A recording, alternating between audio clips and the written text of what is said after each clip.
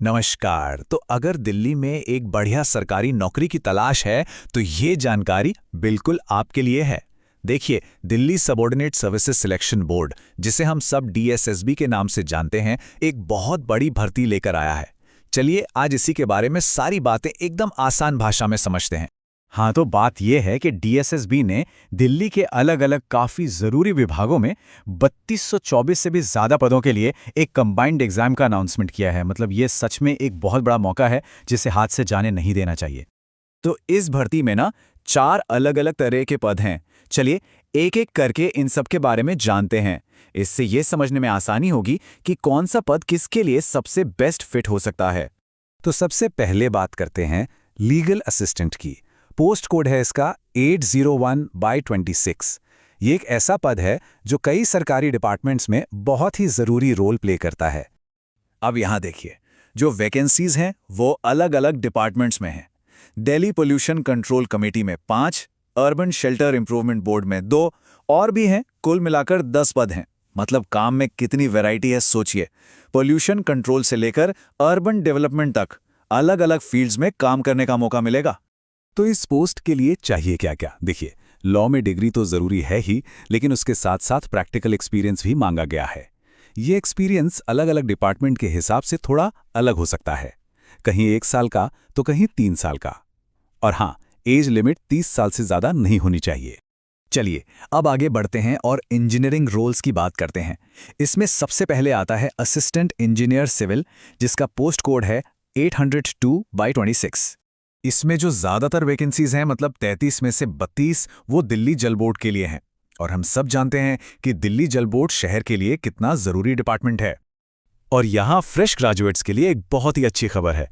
इस पद के लिए किसी भी तरह के वर्क एक्सपीरियंस की कोई ज़रूरत नहीं है। बस आपके पास सिविल इंजीनियरिंग में डिग्री होनी चाहिए और उम्र 30 साल से कम हो। अच्छा, अब आते हैं जूनियर इंजीनियर सिविल के पद पर।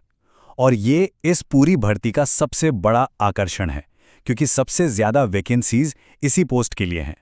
आप देखिए, कुल 281 वैकेंसीज, दिल्ली जल बोर्ड में 180 और नई दिल्ली म्युनिसिपल काउंसिल यानी एनडीएमसी में 101। तो जो लोग सिविल इंजीनियरिंग में अपना करियर बनाना चाहते हैं, उनके लिए इससे बढ़िया मौका क्या हो सकता है? अब इसकी क्वालिफिकेशन को ज़रा ध्यान से समझना होगा। यहाँ 2 रास्ते हैं। अगर आपके पास सिविल इंजीनियरिंग में डिग्री है तो कोई एक्सपीरियंस नहीं चाहिए।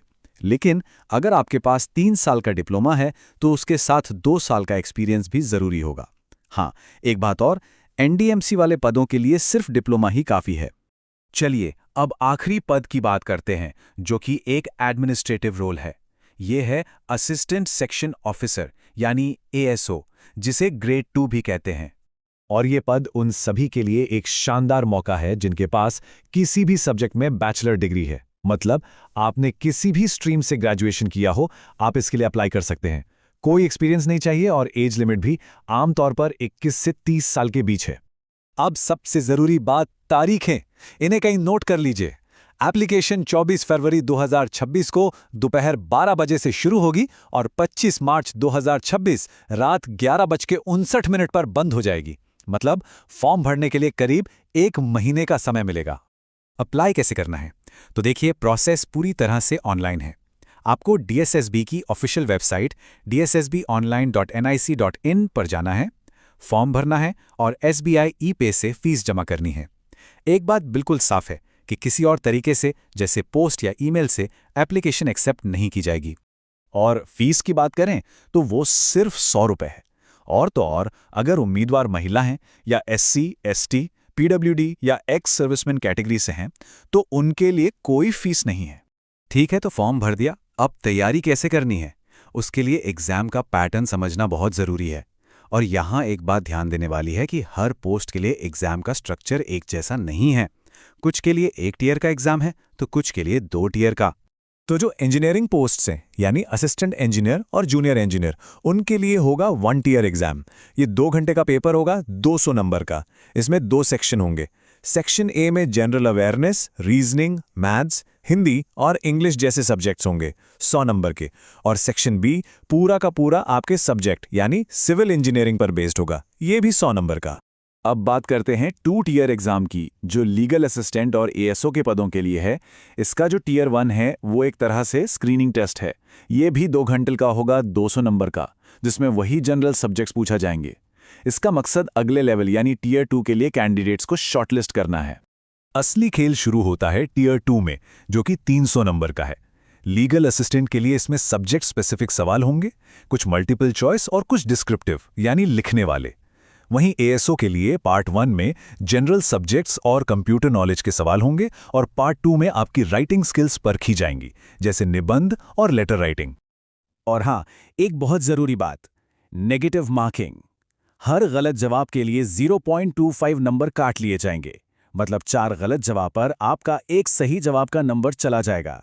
तो तुक्का लगाने से पहले 2 बार सोचना होगा। तो आखिर में कुछ बहुत ही जरूरी बातें हैं। देखिए, आपकी उम्मीदवारी तब तक प्रोविजनल ही रहेगी जब तक डॉक्यूमेंट वेरिफिकेशन पूरा नहीं हो जाता। इसलिए ये पक्का कर लें कि आप 25 मार्च 2026 तक उम्र, शिक्षा और अनुभव के सारे क्राइटेरिया पूरे करते हों। और जैसा कि पहले बताया, अप्लाई सिर्फ ऑनलाइन ही करना है।